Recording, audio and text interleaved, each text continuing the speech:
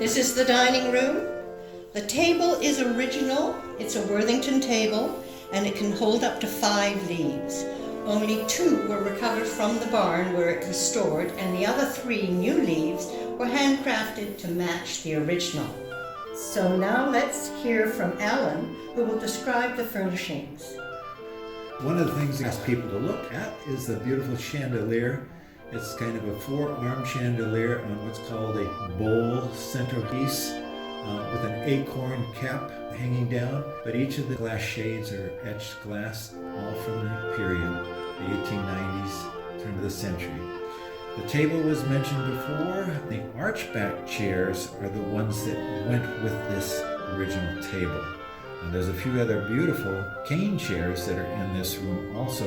They are mission oak, and they are from the, again, 1918 to 1920 era.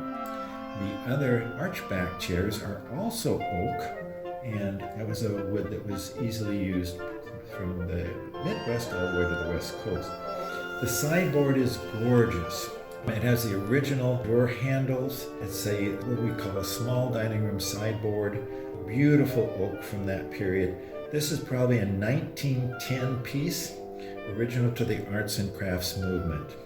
The paintings in here again are a combination of 2 European paintings done by James Wingate, who was a Scottish painter, done probably in the 1890s, original frames, and each of those would have come probably through places like the department stores, because pre-World War I and that era of people fleeing some of the European countries, there was much tyranny. These things were brought to America and sold, and they brought more money than they would bring in the countries. Same thing happened after World War I. The painting on the west wall is by Peter J.L. Van Veen again, the same artist that did the cathedral in the living room.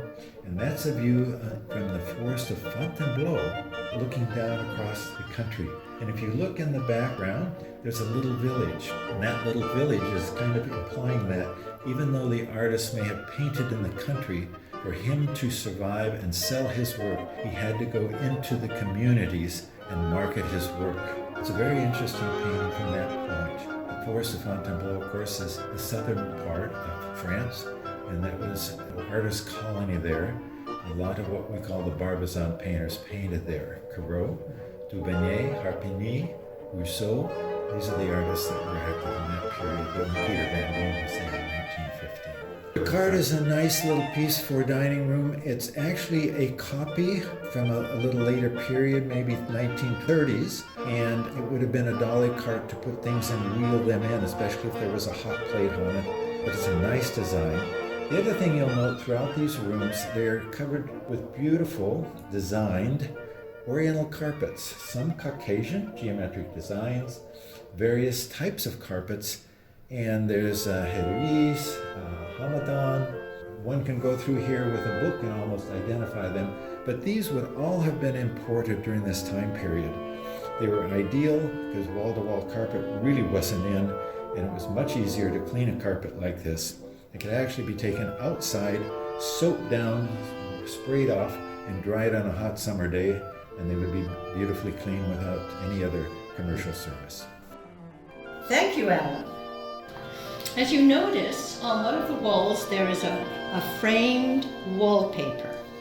This is the original wallpaper from probably 1930. It wasn't the original one from 1892 when the house was built. We've got 4 of these. You'll find one here in the dining room, one in the parlor, one will be in the office, and then there's one in the hallway. What's very interesting is this wallpaper is almost exactly like the color of the original paint that was put on the plaster when the house was painted in 1892. The cabinet doors and the door to the kitchen are special only because these were the only doors and woodwork that was actually painted over in the house. We were exceedingly lucky that the rest of the woodwork was never painted over. The other side of the swinging door to the kitchen, and you have to sort of open it up to have a look at it, is left undisturbed to show the distressed state of the paint prior to our restoration. All of the floors when we purchased the house were painted in different colors, so they had to be stripped and resealed to restore them to their original wood surface. Let's leave this room and enter the kitchen through the swinging door. Be sure to look at the other side of the door to see the crackled condition of the paint.